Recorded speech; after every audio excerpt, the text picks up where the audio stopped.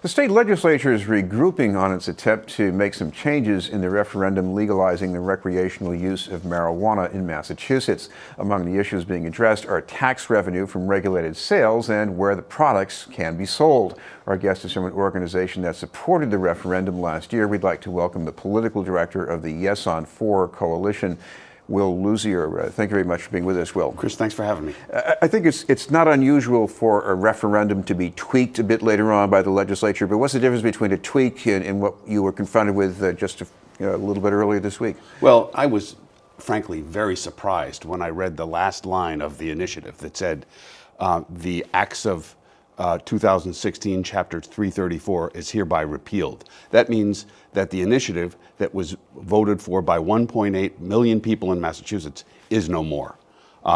Fortunately, I believe that that will be changed and that the legislature won't try to in essence, gut the initiative and make wholesale changes.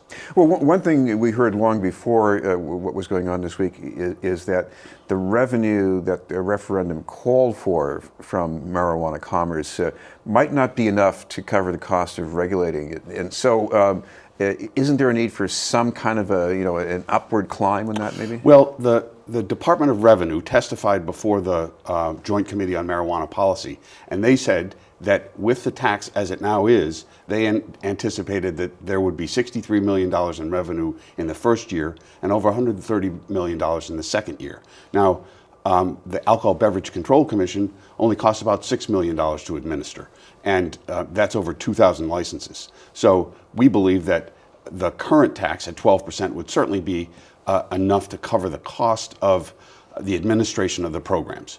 However, there are other costs that are incurred by marijuana commerce, and we're certainly amenable to an adjustment in the tax. For instance, the local option tax is 2%.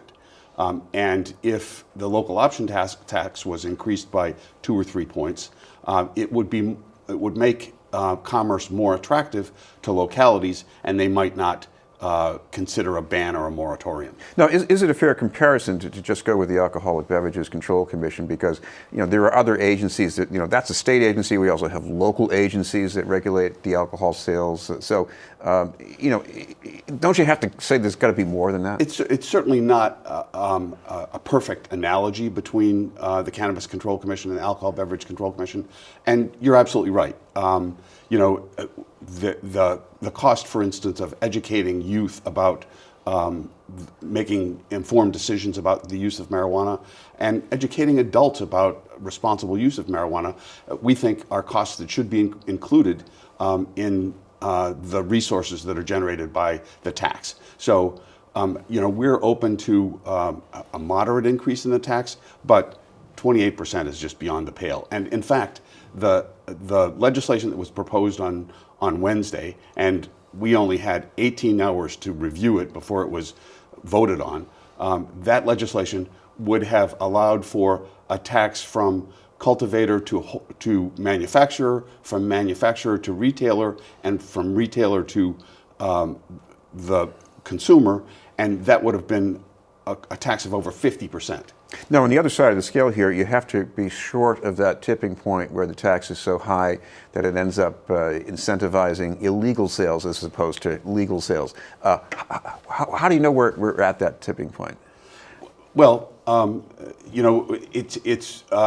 there hasn't really been any science around it, any study of exactly where that tipping point is. But we believe, here's an example. The tax in Maine will be 10%. If the tax in Massachusetts is too high, people in northeastern Massachusetts are just going to go to Maine to get their marijuana products. And so it's important to make sure that the black market is withered. That's one of the reasons we did this initiative.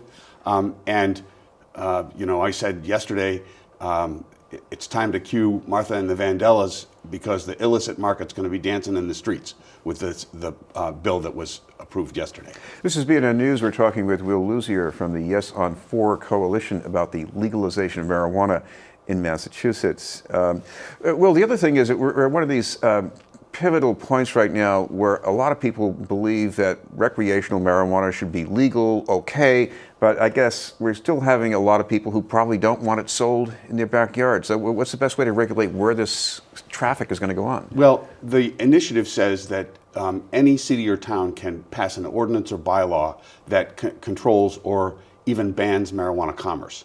But if it totally bans commerce or it reduces the number of marijuana retail establishments to below 20% of the number of alcohol establishments, or if it reduces the number of marijuana establishments below the number of medical marijuana establishments, then there has to be a plebiscite, in essence, a local vote.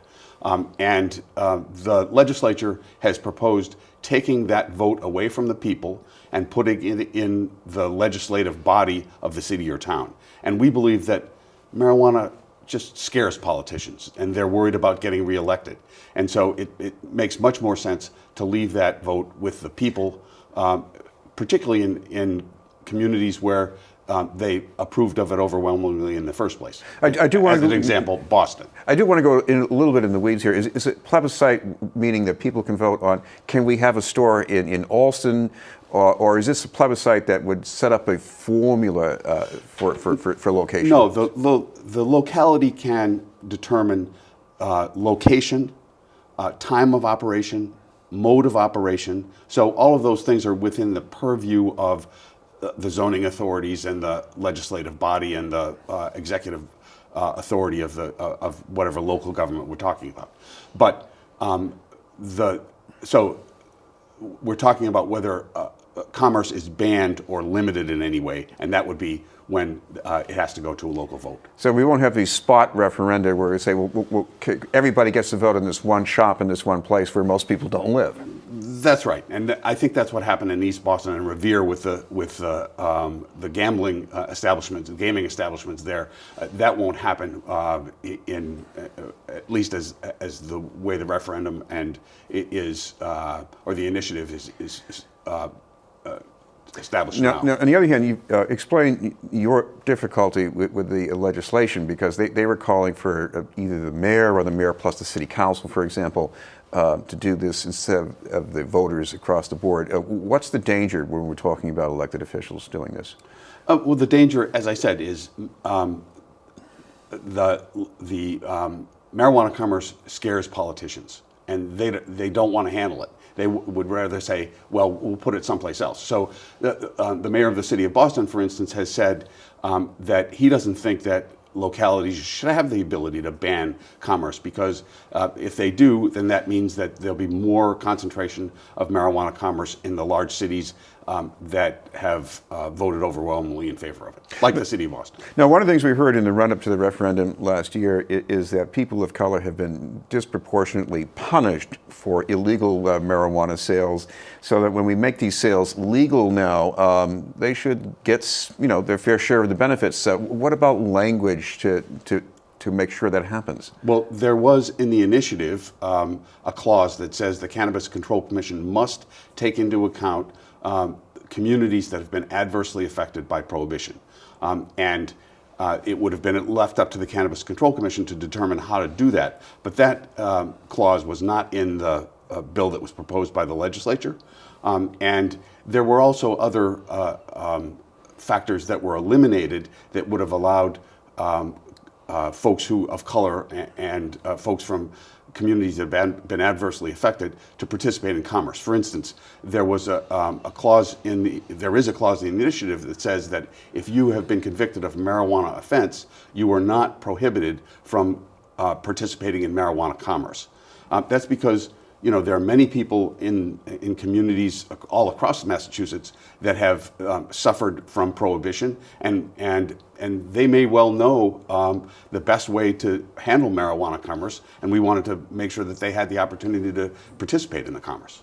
Of course, the other thing I think is, even though it might not have been exactly what people voted on, I think there's a lot of sentiment out there that if anybody's going to capitalize on this, we don't want it to be just these big corporations making all the profit.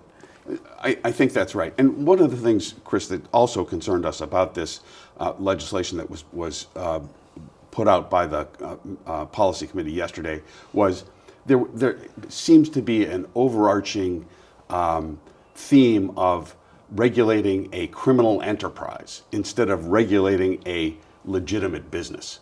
For instance, it would have allowed information on patients and employees of marijuana commerce to be shared with the FBI. And, you know, frankly, whether it's this administration or a previous administration, I don't think anybody wants their information disseminated to the FBI around this, particularly if, you know, if there's a crackdown on the federal side on marijuana commerce. Folks don't want their names and addresses to be available to the FBI. Thank you very much for being with us. Chris, thanks so much for having me. Willlousier from the Yes on 4 Coalition. Up ahead, the report from Dorchester with Bill Forey.